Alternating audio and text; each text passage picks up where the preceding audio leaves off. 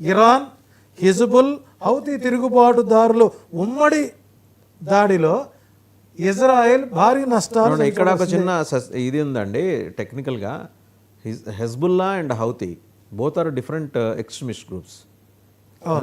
వాళ్ళిద్దరూ కలిసి సంయుక్తంగా ఇరాన్కి మద్దతుగా నిలబడి ఇజ్రాయెల్ మీద దాడికి తెగబడే అవకాశాలు ఎక్కువ ఉన్నాయి.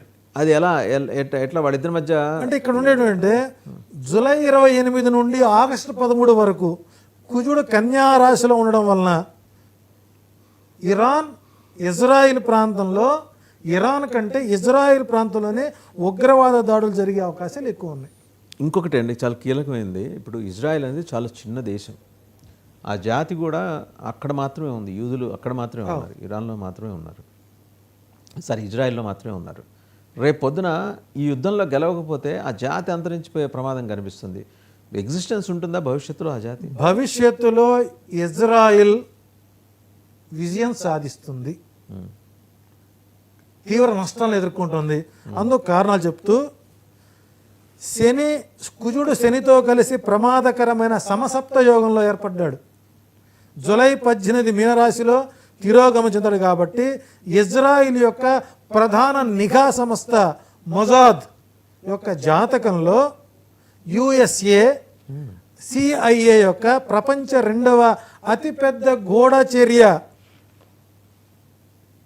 సంస్థ కావడం చేత మొసాద్ యొక్క నిఘా సంస్థల ప్రభావం చేత కొంత ఇబ్బందికర వాతావరణం గురవుతుంది. కారణం ఏంటంటే ఇక్కడ మొజాద్ యొక్క వార్షిక బడ్జెట్ $3 బిలియన్, ప్రపంచవ్యాప్తంగా 7,000 మంది ఏజెంట్లు పెట్టుకొని ఉంటుందని జ్యోతిష అంచనా.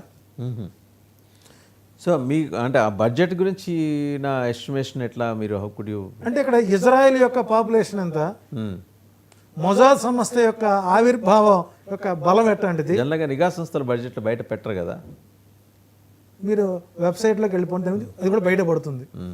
రెండోది, శని యొక్క వింశోత్తర దశలో బృహస్పతి ప్రభావం చేత మే 8, 2025 నుండి 2027 నవంబర్ 20 వరకు షడాష్టకాల్లో ఉండటం వలన పాశ్చాత్య పాత సంస్థల యొక్క అనుసరించి ఇజ్రాయెల్ ఇరాన్పై తీవ్రమైన ఒత్తిడిని తీసుకుని రావచ్చు. కాబట్టి అతి త్వరలో ఇరాన్ అత్యున్నత నాయకుడు మరణం లేదా తనకు తానుగా ఆత్మహత్య చేసుకోవడం జరుగుతుంది, లైక్ హిట్లర్ చేసుకున్నట్టే. ఇరాన్ యొక్క జాతకంలో కర్కాటక లగ్నంలో రాహువు మరియు శని మారక భావాల్లో ఉండటం వల్ల ఆ దేశ అధిపతి మరణాన్ని సూచిస్తుంది. రాహువు శని యొక్క అశుభ కలయిక ఇరాన్ అత్యున్నత నాయకుడు మత గురువు అలీ ఖమేనీ ప్రాణాంతకమైన ఇబ్బందులు గురవుతారు.